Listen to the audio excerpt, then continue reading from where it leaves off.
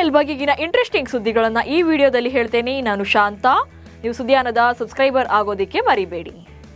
RCB king Virat Kohli ನಿವೃತ್ತಿ ಬಗ್ಗೆ ಸುಳಿವು ನೀಡಿದ್ರ? ಯಾಕಂದ್ರೆ ಕೆಕೆಆರ್ ವಿರುದ್ಧ ಶತಕ ಸಿಡಿಸಿ ಆರ್ಸಿಬಿ ಗೆಲ್ಲಿಸಿದ ಕೊಹ್ಲಿ ಭಾವನಾತ್ಮಕವಾಗಿ ಮಾತನಾಡಿದರು. ನಾನು ಆಡ್ತಾ ಇರುವಂತ ಈ ಆಟ ಯಾವುದೋ ಒಂದು ದಿನ ಖಂಡಿತ ಕೊನೆಗೊಳ್ಳುತ್ತೆ. ಹೀಗಾಗಿ ಮೈದಾನದಲ್ಲಿ ಇರುವಂತ ಪ್ರತಿ ಕ್ಷಣವನ್ನು ಕೂಡ ಎಂಜಾಯ್ ಮಾಡ್ತೇನೆ. ನನ್ನ ಜೀವನ ಪೂರ್ತಿ ನಾನು ಮಾಡಿರೋದು ಕೂಡ ಇದನ್ನೇ. ಕ್ರಿಕೆಟ್ ಅಂದರೆ ನನಗೆ ತುಂಬಾ ಇಷ್ಟ. ನನ್ನ ಸಂಪೂರ್ಣ ಶಕ್ತಿ ಹಾಗೆ ಆತ್ಮವನ್ನ ಇದರಲ್ಲಿಯೇ ಕೇಂದ್ರೀಕರಿಸ್ತೇನೆ ಎಂದು ಕೊಹ್ಲಿ ಭಾವುಕವಾಗಿ ಮಾತನಾಡಿದ್ದಾರೆ. ಕೆಕೆಆರ್ ವಿರುದ್ಧ ಬ್ಯಾಟಿಂಗ್ ಮಾಡ್ತಾ ಇದ್ದಾಗ ವಿರಾಟ್ ಕೊಹ್ಲಿ ಆಡಿರುವಂತಹ ಮಾತು ಸ್ಟಂಪ್ ಮೈಕ್ ಮೂಲಕ ಕೇಳಿದ್ದು ಸಖತ್ ವೈರಲ್ ಆಗ್ತಿದೆ. ಬ್ಯಾಟಿಂಗ್ ಮಾಡ್ತಾ ಇದ್ದಂತ ವಿರಾಟ್ ಕೊಹ್ಲಿ ಅವರು ಕೆಕೆಆರ್ ತಂಡದ ಮನೀಶ್ ಪಾಂಡೆ ಜೊತೆ ಮಾತನಾಡಿದ್ದಾರೆ. ಮನೀಶ್ ಜೊತೆ ತಮಾಷೆ ಮಾಡ್ತಾ, ನಾನು ಈಗ ಯಾವ ಶಾಟ್ ಬೇಕಾದ್ರೂ ಕೂಡ ಹೊಡೆಯೋಕೆ ಪ್ರಯತ್ನ ಪಡ್ತೇನೆ. ಯಾಕಂದ್ರೆ ಈಗ ನನಗೆ ಟೀಮ್ ಇಂಡಿಯಾಕ್ಕೆ ಆಡುವಂತ ಅಗತ್ಯ ಇಲ್ಲ. ಹೀಗಾಗಿ ಯಾವ ಶಾಟ್ ಬೇಕಾದ್ರೂ ಕೂಡ ಹೊಡೆಯಬಹುದು ಎಂದಿದ್ದಾರೆ. ಈ ಮೂಲಕ ಟೀಮ್ ಇಂಡಿಯಾಗೆ ಆಯ್ಕೆ ವಿಚಾರದಲ್ಲಿ ನನಗೆ ಒತ್ತಡವಿಲ್ಲ ಎನ್ನುವಂತ ಸಂದೇಶ ರವಾನಿಸಿದ್ದಾರೆ.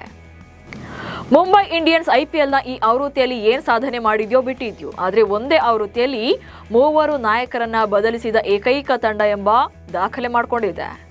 ಐಪಿಎಲ್ ಇತಿಹಾಸದಲ್ಲಿ 2 ಬಾರಿ ಈ ದಾಖಲೆ ಮಾಡಿದ ಮೊದಲ ತಂಡ ಕೂಡ ಮುಂಬೈ. ಈ ಆವೃತ್ತಿಯಲ್ಲಿ ಹಾರ್ದಿಕ್ ಪಾಂಡ್ಯ ನಾಯಕರಾಗಿದ್ರು. ನಂತರ ಸೂರ್ಯ ಕ್ಯಾಪ್ಟನ್ ಆದ್ರು. ಈಗ 3ನೇ ನಾಯಕರಾಗಿ ಜಸ್ಪ್ರೀತ್ ಬುಮ್ರಾ ತಂಡವನ್ನ ಮುನ್ನಡೆಸಿದ್ದಾರೆ. ಚೆನ್ನೈ ಮತ್ತು ಲಕ್ನೋ ತಂಡಗಳ ನಡುವಿನ ಫೈಟ್ಗೆ ಕೌಂಟ್ ಡೌನ್ ಸ್ಟಾರ್ಟ್ ಆಗಿದೆ. ಏಕನಾಥ್ ಸ್ಟೇಡಿಯಂನಲ್ಲಿ ಈ ಪಂದ್ಯ ನಡೆಯಲಿದೆ. ಚೆನ್ನೈ ತಂಡ ಆರಂಭದಲ್ಲಿ ಸತತ ಸೋಲುಗಳನ್ನ ಕಂಡರೂ ಕೂಡ ಆನಂತರ ಗೆಲುವಿನ ಲಯಕ್ಕೆ ಮರಳಿದೆ. ಆದರೂ ಕೂಡ ಋತುರಾಜ್ ಗಾಯಕ್ವಾಡ್ ನಾಯಕತ್ವದ ಚೆನ್ನೈ ತಂಡಕ್ಕೆ ಲಕ್ನೋ ವಿರುದ್ಧ ಮಾಡು ಇಲ್ಲವೇ ಮಡಿ ಪಂದ್ಯವಾಗುತ್ತೆ. ಒಂದ್ ವೇಳೆ ಈ ಪಂದ್ಯದಲ್ಲಿ ಸಿಎಸ್ಕೆ ಸೋತ್ರೆ ಪ್ಲೇ ಆಫ್ ಕನಸು ಬಹುತೇಕ ನುಚ್ಚು ನೂರಾದಂತಾಗುತ್ತೆ. ಐಪಿಎಲ್ನಲ್ಲಿ ಸತತ 6 ಪಂದ್ಯಗಳನ್ನ ಗೆದ್ದು ಅಂಕಪಟ್ಟಿಯಲ್ಲಿ ಅಗ್ರಸ್ಥಾನ ಕಾಪಾಡಿಕೊಂಡು ಬಂದಿದ್ದ ಪಂಜಾಬ್ ಫೈನಲ್ಗೆ ಪ್ರವೇಶಿಸಬಹುದು ಎನ್ನಲಾಗಿತ್ತು. ಆದ್ರೆ ಈಗ ಸತತ 5 ಪಂದ್ಯಗಳನ್ನ ಸೋತಿದೆ. ಮುಂದಿನ 2 ಪಂದ್ಯಗಳಲ್ಲಿ ಗೆಲ್ಲದೆ ಇದ್ರೆ ಪ್ಲೇ ಆಫ್ ಕನಸು ಕೂಡ ಭಗ್ನವಾಗುತ್ತೆ. ಪಂಜಾಬ್ ತನ್ನ ಮುಂದಿನ ಪಂದ್ಯವನ್ನ ಆರ್ಸಿಬಿ ವಿರುದ್ಧ ಭಾನುವಾರ ಆಡಲಿದೆ.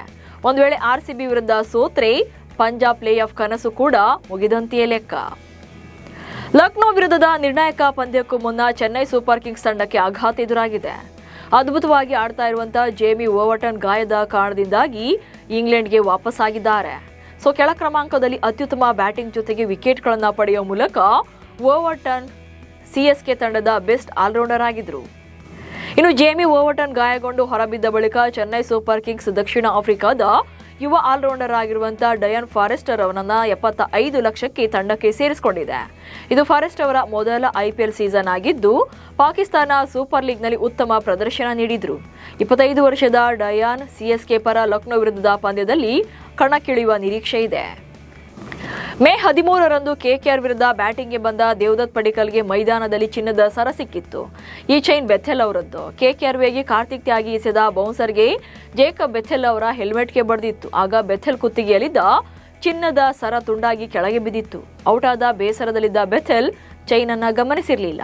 ನಂತರ ಬ್ಯಾಟಿಂಗ್ಗೆ ಬಂದ ಪಡಿಕ್ಕಲ್ಗೆ ಪಿಚ್ ಮಧ್ಯೆ ಹೊಳೆಲ್ತಾ ಇದ್ದಂತ ಚಿನ್ನದ ಸರ ಸಿಕ್ಕಿತ್ತು. ತಕ್ಷಣವೇ ಅದನ್ನ ಕೈಗೆತ್ತಿಕೊಂಡು ಪಡಿಕ್ಕಲ್ ಅಂಪೈರ್ಗೆ ನೀಡಿದ್ರು.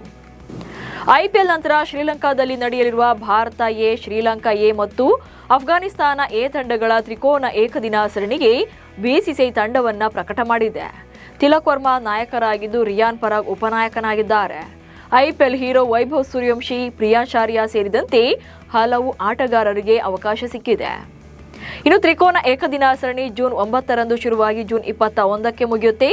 ವಿಶೇಷ ಅಂದ್ರೆ ಐಪಿಎಲ್ನಲ್ಲಿ ರನ್ ಮಳೆ ಹರಿಸ್ತಾ ಇರುವಂತ ಆಯುಷ್ ಬದೋನಿ, ಪ್ರಭ್ಸಿಮ್ರಾನ್ ಸಿಂಗ್ ಕೂಡ ಏಕದಿನ ಸರಣಿಗೆ ಆಯ್ಕೆಯಾಗಿದ್ದಾರೆ. ಜೊತೆಗೆ ಯಶ್ ಠಾಕೂರ್, ಯುದ್ವೀರ್ ಸಿಂಗ್, ಅನ್ಶುಲ್ ಕಾಂಬೋಜ್ ಹಾಗೆ ಹರ್ಷದ್ ಖಾನ್ ಕೂಡ ಯುವ ಬೌಲರ್ಗಳಾಗಿ ಸೆಲೆಕ್ಟ್ ಆಗಿದ್ದಾರೆ. ಇವಿಷ್ಟು ಇವತ್ತಿನ ಐಪಿಎಲ್ ಬಗೆಗಿನ ಸುದ್ದಿಗಳು. ನಮಸ್ಕಾರ.